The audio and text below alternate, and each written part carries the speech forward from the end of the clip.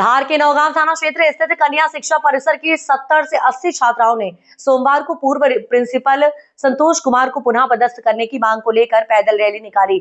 छात्राएं कलेक्टर बंगले के सामने पहुंची और धरने पर बैठ गई। छात्राओं का आरोप है कि वर्तमान प्रिंसिपल ममता सोलंकी के पदभार संभालने के बाद शैक्षणिक व्यवस्था प्रभावित हुई है। 10वीं 12वीं की प्री बोर्ड परीक्षाएं समय पर नहीं हो रही है, नियमित टेस्ट बंद है और टाइम टेबल भी व्यवस्थित नहीं है।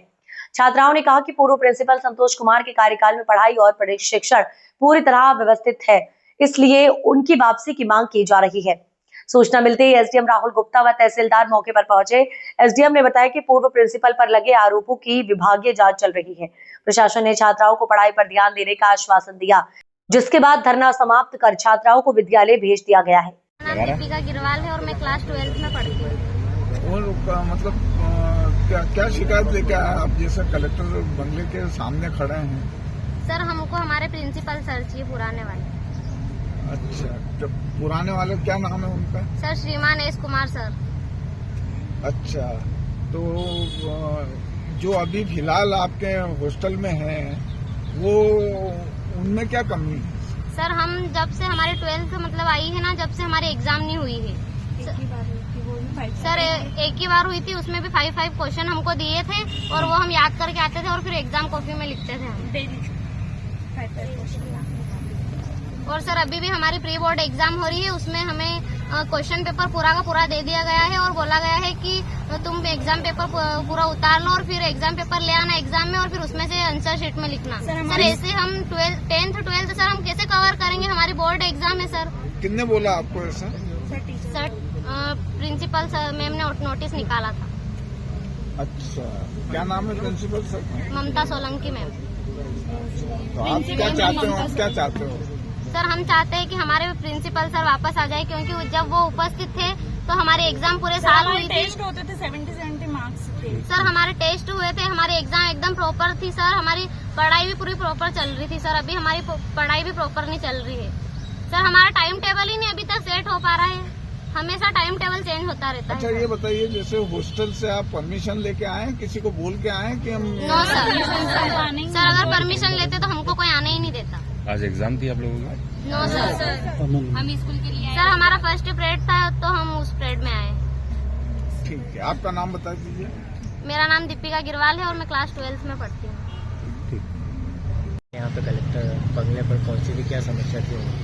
देखिए, कुछ छात्राएं यहाँ पर जो अपनी मॉडल स्कूल की छात्राएं हैं, आज करीब 80 से 100 की संख्या में पहुंची थी। पहले कलेक्ट्रेट भी आई थी, तो वहाँ से भी इन्हें समझाया गया था। कुछ उनका इशू ये था कि उनके जो पूर्व में प्रिंसिपल थे, कुछ उन पे कुछ आरोप लगे थे, जिसकी परिवार समिति द्वारा जांच भी की गई थी और उनको उसी के तहत उनको पृथक किया गया था।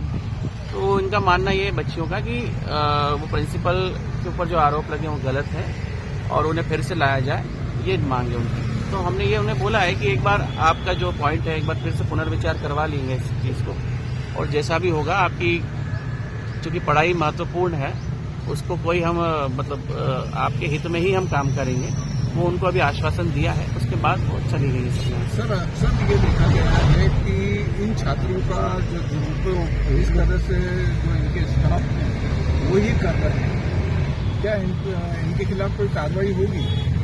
ये देखें, ये भी एक पॉइंट आपका जो आपने बोला है, उस पर भी हम विचार कर रहे हैं कि ये किस प्रकार बच्चे यहाँ तक आई हैं।